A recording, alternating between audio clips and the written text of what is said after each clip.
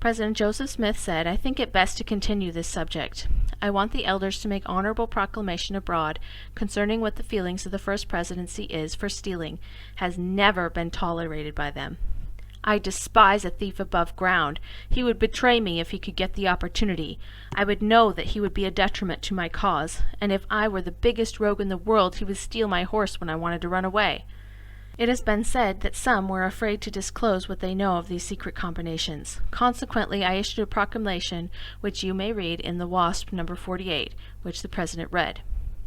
Proclamation to the citizens of Nauvoo.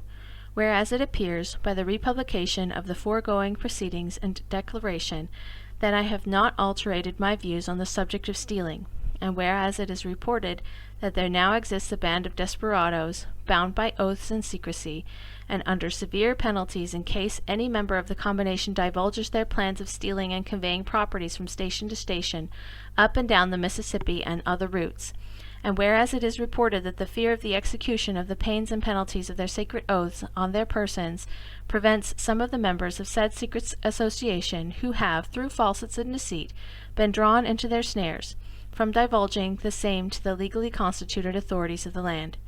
Know ye, therefore, that I, Joseph Smith, Mayor of the City of Nauvoo, will grant and ensure protection against all personal mob violence to each and every citizen of the city who will freely and voluntarily come before me and truly make known the names of all such abominable characters as are engaged in said secret combination for stealing, or are accessory thereto in any manner, and I would respectfully solicit the cooperation of all ministers of justice in this and the neighboring states to ferret out a band of thievish outlaws from our midst.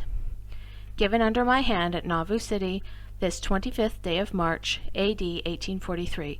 Joseph Smith, Mayor of said city. If any man is afraid to disclose what he knows about this gang of thieves, let him come to me, and tell me the truth, and I will protect him from violence. Thieving must be stopped. Opportunity was then offered to the elders to bring forth their appeals from other conferences, but no case was presented. President Joseph continued his remarks and said, "It is necessary that I make a proclamation concerning Keokuk, and also in relation to the economy of the church on that side of the river. It has been supposed that I made a great bargain with a certain great man at Keokuk. He came to my house on the 1st of August, 1842, a stranger, and put on a long face and said he was a stranger in the place, and he was in distress, and having understood that I was very benevolent, he had come to me for help. He said that he was about to lose $1,400 at sheriff's sale for $300 cash. I have money in St. Louis which I expect in 2 or 3 days, but the sale takes place tomorrow, and I want to hire money for 2 or 3 days. I thought of this subject overnight. I did not like the looks of the man, but, thought I, he is a stranger. I have been a stranger in a strange land, and whenever I have asked for assistance I have obtained it. It may be he is an honest man, and if I turn him away, I shall be guilty of the sin of ingratitude, and I had better lose $200 in good faith than be guilty of ingratitude. So I let him have the money, and he gave me his note payable on demand, saying, "Whenever you call on me, you shall have the money." When I was taken with Carlin's writ, I asked him for the money. "You ought to have it," said he, "but I have not got my money from St. Louis. I shall have it in a few days." He then stated, "I have a curious plan in my mind, which I think may be profitable for both you and me. It is this.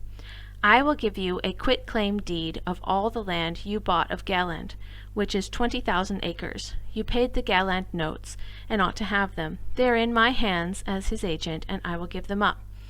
I also propose deeding to you 1/2 of my right to all my land in the Iowa Territory. And all I ask in return is for you to give your influence to help build up Keokuk." I replied, "I have not asked for your property, and I do not want it. I would not give a snap of my finger for it. But I will receive the papers, and if I find things as you say, I will use my influence to build up Keokuk. But I will give you nothing for the land, and I want the $200 which is due me." He made out the deeds and gave them to me, and I got them recorded. He also gave up most of the notes. I then said to Uncle John, "If you will go there with the brethren, I will give you the property," but he did not accept it. This man called for some more favors, and I let him have some cloth, etc., to the amount of $600 or $700. I have offered this land to many if they would go and settle there, but nobody will go.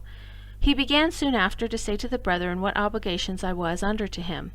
I wrote him a letter on the subject, but I have since found he is swindling, and there is no prospect of getting anything from him. He is owing me about $1,100, and I thought it my duty to publish his rascality, that the elders might do the same in that territory, and prevent the brethren from being imposed upon. He has got a writing to this effect, that if he owed as much as he pretended, and would do as he said, I would give my influence to build up Keokuk, and on other terms. His name is J.G. Remick. He took this plan to swindle me out of money, cloth, boards, etc. I want all the congregation to know it. I was not going to use any influence to have the brethren to be swindled. My advice is, if they choose, that they come away from Keokuk and not go there more. It is not a good location. I am not so much a Christian as many suppose I am. When a man undertakes to ride me for a horse, I feel disposed to kick up and throw him off, and ride him. David did so, and so did Joshua. My only weapon is my tongue. I would not buy property in the Iowa Territory. I considered it stooping to accept it as a gift.